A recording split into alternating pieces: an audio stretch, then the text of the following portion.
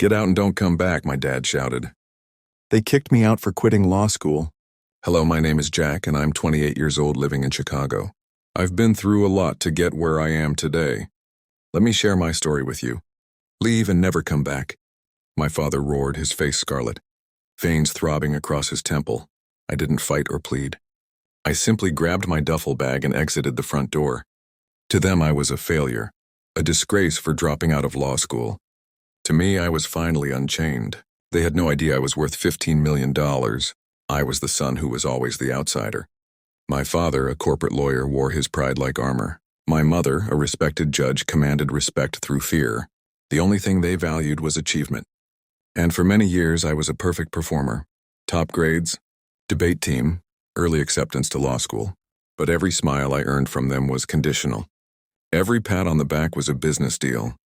Their affection wasn't a gift. It was earned through good behavior. Then one day I decided I was finished performing. I told them over dinner. The crystal goblets, the silver silverware, the aroma of roasted lamb. "I'm leaving school," I declared. "Law isn't my true calling." My mother's knife froze in midair.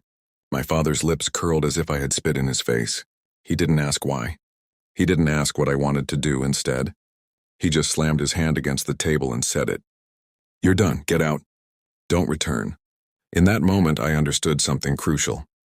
Their love had never been love. It was a form of control. What they didn't realize was that law wasn't the only thing I'd studied. In high school, while they pushed me to focus on legal precedents and case studies, I was teaching myself something else: programming, algorithms, and trading systems. By the age of 27, I had built a program that could forecast market patterns faster than major investment funds. Quietly and anonymously, I launched it. Within 2 years, I had investors. Within 3, I was worth $15 million. And yet in their eyes, I was broke, weak, and disposable. So that night, I walked out with nothing but a bag. The next morning, I signed papers for a beautiful estate in San Diego overlooking the ocean.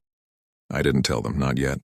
Revenge, much like a fine drink, needed time to develop its full flavor. For 3 weeks, there was total silence. I let them believe I was crashing on couches. I let them believe I was ruined. Meanwhile, word spread through their circles. The failed son was seen leaving home with nothing. Rumors traveled quickly. At galas, golf clubs, and social events, they spoke about me as if I were a ghost. Then came the ideal moment.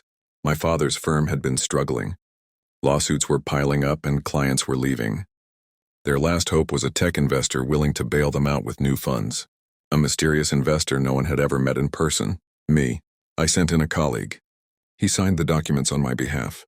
Millions were wired and the firm was saved temporarily. My father celebrated in the press, calling it a partnership of vision. He had no idea he had just given me 49% of his business. Within days, I had access to everything: emails, contracts, financial records. And what I found wasn't just arrogance. It was complete decay, hidden liabilities and illegal deals concealed under legal language. My father wasn't just ruthless. He was reckless. I didn't expose him right away. That would have been too easy. I waited, tightened my grasp, and made discreet calls. One by one, his partners betrayed him. His clients pulled out until the night arrived. The charity gala was a formal affair, with champagne and my parents in their finest attire. I arrived late, and a hush fell over the room as I entered. My father saw me and stiffened, his smile disappearing. My mother's face lost all color. I walked to the podium, papers in hand. The crowd became silent. "I'd like to thank the board," I said calmly. "As of tonight, I will be taking over majority control of Harrison and Cole." Gasps and whispers filled the air. My father got up from his seat, his face turning purple. "That's impossible," he shouted.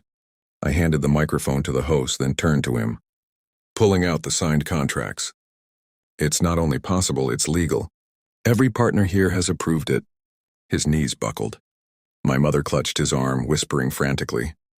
I leaned in close, just enough for him to hear. "You told me to get out." And I did. But when I came back, I brought the keys with me. The crowd erupted, half in shock and half in applause. Cameras flashed. My father sank into his chair, a powerful man turned to stone. That night, I drove back to my house in San Diego. The waves crashed against the cliffs as I stood on my balcony, watching the ocean swallow the horizon. For the first time, I didn't feel like a son desperate for approval. I felt like a man who had delivered his own justice. They threw me out because I refused to be their puppet. They believed I was nothing without their last name. Now their company bears mine, and the boy they abandoned built his own empire by the sea. What lesson did you learn from this story? Please let me know in the comments.